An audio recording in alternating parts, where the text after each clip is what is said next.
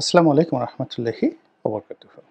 সম্মানিত দর্শক, বিএনপির একজন শীর্ষ রাজনৈতিক নেতা, যিনি এই মুহূর্তে দলের অতি গুরুত্বপূর্ণ পদে রয়েছেন, তার একটি শব্দ, ইংরেজি শব্দ, রিকনসিলিয়েশন। বিএনপি এই রাজনীতিতে, বাংলাদেশের যে চলমান রাজনীতি, সেখানে তারা রিকনসিলিয়েশন চাচ্ছে। এখন এই রিকনসিলিয়েশনটা কি? এটি বহুমাত্রিক।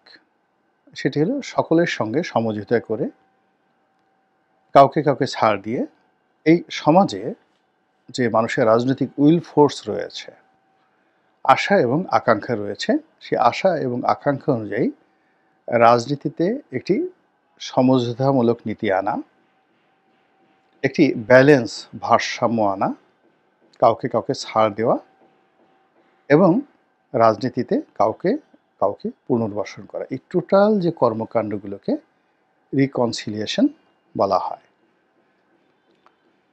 এখন বাংলাদেশের যে রাজনীতিতে রিকনসিলিয়েশন বলতে এই মুহূর্তে কি বোঝায়? সঙ্গত কারণেই পরাজিত শক্তি। এখানে আওয়ামী লীগকে বোঝাবে, ওয়ার্কার্স পার্টিকে বোঝাবে, রাশেদ খান মেনন সাহেবের, হাসানুল্লাহ কিনু সাহেবের যে পার্টি সেটাকে বোঝাবে, জাসদ, জাতীয় পার্টিকে বোঝাবে, অর্থাৎ আওয়ামী লীগ এবং তার যারা সহযোগী সংগঠনগুলো রয়েছে, তার সঙ্গে সঙ্গে তাদের যে বন্ধু প্রতিম যে সংগঠনগুলো ছিল, সবাইকে নিয়ে একত্রে রাজনীতি করে এরপরে জনগণের উপরে ভোটের ময়দানে সিদ্ধান্ত নেয়ার যে প্রক্রিয়া, এই প্রক্রিয়াটা বিএনপি শুরু করতে চাচ্ছে। দ্বিতীয়ত হলো যে অতীতের যে কর্মকাণ্ডগুলো রয়েছে, সেই কর্মকাণ্ডগুলোকে প্রাইমা ফেসি, ইংরেজিতে একটা শব্দ আছে, এই প্রাইমা ফেসি ধরে আর এটাকে প্রিজুডিস বানিয়ে, এটাকে প্রিয়াম্বেল বানিয়ে, সংবিধানের ভাষা আছে প্রিজুডিস, ম্যালিস, প্রিজুডিস এবং ম্যালিস, এই দুটো হলো ক্রিমিনোলজির ভাষা।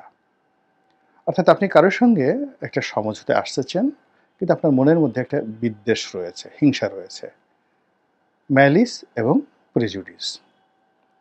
অথবা আপনি একটা পূর্ব শর্ত দিয়ে যা কিছুই করেন না কেন, তাল গাছটি আমার। কিংবা আপনি সব কিছুর উপর একটা জিনিস বসিয়ে দিলেন যে এটার ভিত্তিতে সব কিছু হবে, সংবিধানের যেমন একটা প্রিয়াম্বেল থাকে, এরকম একটা পূর্ব শর্ত।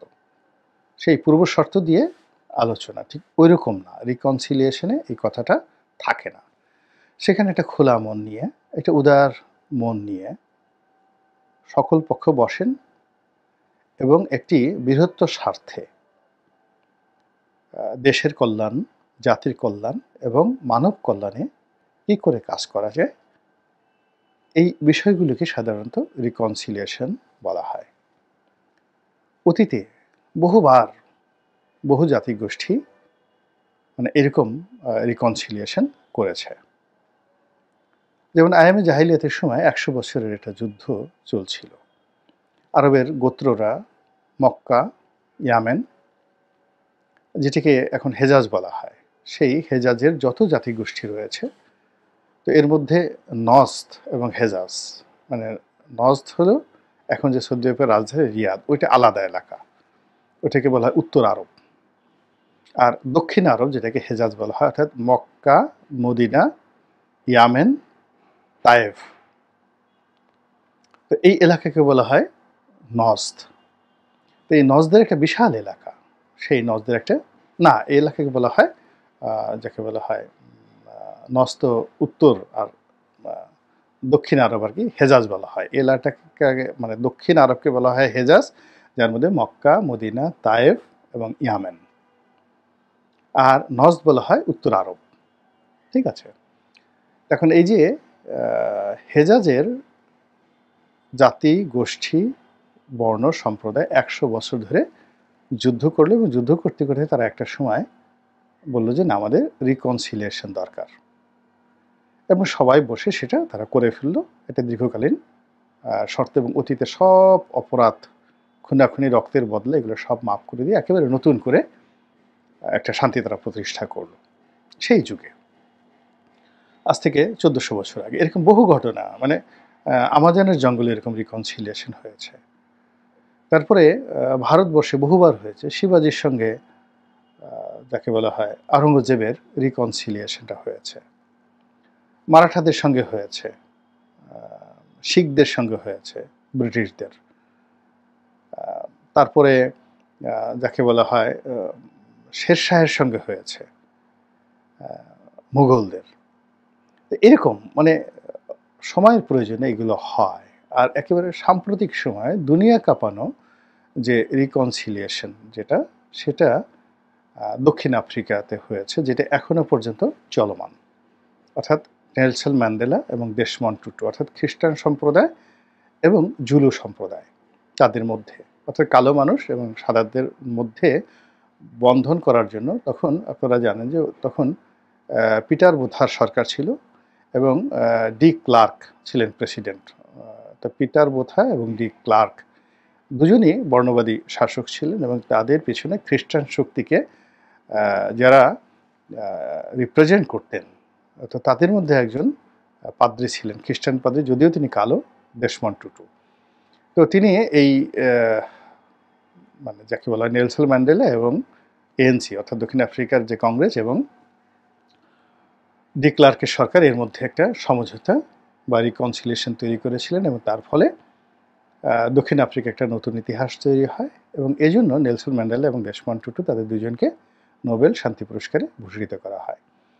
একই ঘটনা ঘটেছিল আইজাক রাবিন এবং ইয়াসির আরাফাতের মধ্যে, কিন্তু সেটা পার্টলি এখন মাহমুদ আব্বাস মানে প্যালেস্টাইনের একটি অংশে এখনো বলবৎ আছে সেই রিকনসিলিয়েশনটা, কিন্তু হামাস সেটাকে মানেনি, বলছে যে না এটা হবে না। বিশেষ করে ইয়াসির আরাফাতের মৃত্যুর পরে মাহমুদ আব্বাস যেভাবে ইয়াসির আরাফাতের স্ত্রীকে ম্যানেজ করে ক্ষমতাটা দখল করলেন এবং অনেকটা উদারনৈতিক একটা যাকে বলে রাষ্ট্র ব্যবস্থা তিনি কায়েম করতে চাইলেন, ইসরায়েলের সাথে সামঞ্জস্য রেখে, জর্ডানের সাথে সম্পর্ক রেখে এবং মিশরের সাথে সম্পর্ক রেখে, অনেকটা লিবারেল প্রকৃতির, যেটা হামাস মেনে নিল না, যেটা হিজবুল্লাহ মেনে নিল না, ফলে তারা আলাদা হয়ে গেল। এবং জনগণ, গাজার যারা জনগণ রয়েছে অর্থাৎ পশ্চিম তীরে যারা জনগণ, তারা মাহমুদ আব্বাসের সঙ্গে রইল এবং এখন পর্যন্ত তারা ভালো আছে, কিন্তু গাজার যারা জনগণ তারা ইসমাইল হানিয়াকে সমর্থন দিল এবং গাজা সেখানে আলাদা গভর্নমেন্ট তৈরি করলো এবং তার পরিণতিতে আজকে বুঝতে পারেন। ফলে ওই সময়টিতে যে রিকনসিলিয়েশনটা হয়েছিল সেটা এখন ফিলিস্তিনের একটি অংশে এখন পর্যন্ত কার্যকর, কিন্তু বাকি অংশ সেটা হয়নি। ফলে রিকনসিলিয়েশনের ইতিহাস কিন্তু রয়েছে, সব জায়গাতে রয়েছে। এখন বাংলাদেশে এখন সেই রিকনসিলিয়েশনটার কথা বলা হচ্ছে। কেন? বিএনপি যে জিনিসটা দেখছে যে ঠিক আছে, আমরা এখন 35% বিএনপির সাপোর্ট, ঠিক সেম আওয়ামী লীগেরও 35% সাপোর্ট রয়েছে। জামাত যদি ধরেন 5 থেকে 6% জামাতের সাপোর্ট রয়েছে। তো 35, 70 আর 5, 80। বাকি যে 20% লোকজন রয়েছেন তারা মূলত এর মধ্যে বাকি 5% ছোট ছোট দলের মধ্যে, আর যাকে বলা হয় বাকি 10% আসলে কোনো দল করে না। এই গেল একটা সমীকরণ। দ্বিতীয় সমীকরণ হলো যে এই যে 80% অর্থাৎ জামাতের যদি 5% ধরি বা 10%ও যদি ধরি, 5% ধরি, আর অন্যান্য ছোট ছোট দল, জাসদ বা অন্যান্য দলের যেগুলো খুব একদম স্ট্রংলি দল করেন তাদের 5%, তো টোটাল এখানে 10%। বিএনপি এবং আওয়ামী লীগের হলো 35, 70%, তো 80% লোক। তো এরা রাজনৈতিক দল করে, কিন্তু এই 80%-এর মধ্যে অ্যাটলিস্ট 50% লোক মানে 40% লোক তারা ভোট দেওয়ার সময় নিজের বিবেককে জাগ্রত করে এবং প্রার্থীকে পছন্দ হলে ভোট দেয়। মানে তারা দল করে বিএনপি বা দল করে আওয়ামী লীগ, কিন্তু স্থানীয় যে রাজনীতির যে সমীকরণ সেই সমীকরণ অনুযায়ী তাদের দলের প্রার্থী পছন্দ না হলে তাদের পুরো পরিবারের ভোটটা সুইং করে। তাহলে কি হলো দেখুন, যে যদি একেবারে ভোট প্রতীক দেখে ভোট হয় তাহলে এখানে 40% লোক, অর্থাৎ সেই যে অর্ধেক মানে 80%-এর অর্ধেক 40% লোক তারা কিন্তু প্রার্থী দেখে ভোট দিচ্ছে। এখানে রাজনৈতিক দলগুলোর একটা ঝুঁকি থাকে, ভীষণ রকম ঝুঁকি থাকে। আর বাকি 40% লোক তারা দলীয় প্রার্থীকে ভোট দিচ্ছে। তো এখানে 40% লোক দলীয় প্রার্থীকে ভোট দিচ্ছেন, আর ওদিকে যদি 40% আমরা এখানে ধরি তারা প্রার্থীকে ভোট দেয়, আর 10% রয়েছে যারা নিরপেক্ষ, তারা হয়তো ভোটই দেয় না। তো অলমোস্ট 50% রয়েছে ফ্লোটিং ভোট। একেবারে এটা হলো নর্মাল ইকুয়েশন। এরপরে যদি আপনি আরও জটিল দিকে যান, সেখানে যদি আপনি মহিলা ভোটার ধরেন, বিএনপি, আওয়ামী লীগ, জামাত, তাদের যে মহিলা ভোটার, সেই মহিলা ভোটারদের একটা বিরাট অংশ তারা প্রার্থীর গুণাগুণ বিচার করে, প্রার্থীর চেহারা সুরত বিচার করে, এবং মহিলা ভোটারদের মধ্যে যারা তরুণ তারা প্রার্থীর মধ্যে ম্যানশিপ দেখে, যারা প্রবীণা তারা তার মধ্যে একটা ছেলে, মানে নিজের ছেলে সন্তান সুলভ একটা আকুতি তার কাছে চায়। অর্থাৎ মহিলা ভোটার যারা রয়েছেন সেটা যে দলেরই হোক না কেন, অর্থাৎ 80% যারা একেবারে দল করেন অন্ধ, এই মহিলা ভোটারদের অলমোস্ট অর্ধেক তারা সুইং করে, আলাদা সুইং করে। আচ্ছা, এরপরে যারা নতুন ভোটার হয়েছেন, এই নতুন ভোটার সম্পর্কে কিছুই বলা যায় না। এই নতুন ভোটার 100% তারা সুইং করবে স্থানকাল পাত্র ভেদে। ফলে বিএনপির যে 35% বা জামাতের যে 5% to 6%, অথবা আওয়ামী লীগের 35%, এখন এর মধ্যে যে সুইং করছে, নারী ভোটার সুইং করছে, নতুন ভোটাররা সুইং করছে, আর ওই যে অর্ধেক ভোটার যারা খুব কনজারভেটিভ না প্রার্থী দেখে, সব মিলিয়ে আসলে রাজনৈতিক দলগুলোর হাতে মানে নির্ভর করার মতো আওয়ামী লীগের হাতে 10% ভোটও নেই, বিএনপির হাতে 10% ভোটও নেই, আর জামাতের হাতে সেই যাকে বলা জামাতের যে ভোট, সেই ভোট যদি 5% ধরে তাহলে 1% ভোটও জামাতের হাতে নেই। This is the reality. এখন এই যে গত 8 মাসে আমরা যা কিছু দেখছি সব কিছু এলোমেলো হয়ে গেছে। অর্থাৎ একটা মৌচাক, সেই চাকটা খসে পড়েছে এবং মৌ নিয়ে গেছে, চাকও নিয়ে গেছে। এখন এই যে একটা মৌচাকে যে 10 লাখ মৌমাছি থাকে, সেই মৌমাছি এখন কি করছে? উড়ে বেড়াচ্ছে। এখন তারা উড়ে বেড়াচ্ছে রানীকে কেন্দ্র করে। রানীর একটা রয়্যাল জেলি থাকে, সে রয়্যাল জেলির যে সুগন্ধ, ওটাকে অনুভব করে এই 10 লাখ মাছি ঘুরে বেড়াচ্ছে, এবং রানীর হুকুমে তারা আবার একটা নতুন রিকনসিলিয়েশন করছে, নতুন একটা চাক তৈরি করছে। তো মৌমাছি প্রকৃতির একটা উদাহরণ। সেই উদাহরণ থেকেই এখন এই যে রাজনীতির যে মৌচাক, সেই মৌচাকটি ভেঙে ফেলা হয়েছে। এখানের যে মধু, এটা মৌয়াল যারা আছে তারা নিয়ে গেছে, এবং এই রাজনীতির লক্ষ লক্ষ নেতাকর্মী, সেই লক্ষ লক্ষ নেতাকর্মী কেবলই মাত্র দলের নামে, মানে ওখানে যেমন রানী মৌমাছি রয়েছে, সেই রানী মৌমাছির যে রয়্যাল জেলি, রাজকীয় যে জেলি, সুধারস, সেটার সুগন্ধে দ্বারা আকৃষ্ট হচ্ছে। একইভাবে বাংলাদেশের যারা রাজনীতির মৌমাছি, তারা রাজনৈতিক দলগুলোর যে royal jelly, Awami League, BNP, Jamaat, Jatiya Party, এই নামগুলি হলো তাদের রয়্যাল জেলি। এখানে শেখ হাসিনা, খালেদা জিয়া, তারেক রহমান, জয়, এরশাদ কিচ্ছু না। এখানে ওই পার্টির নামটা ব্র্যান্ডিং হয়ে গেছে।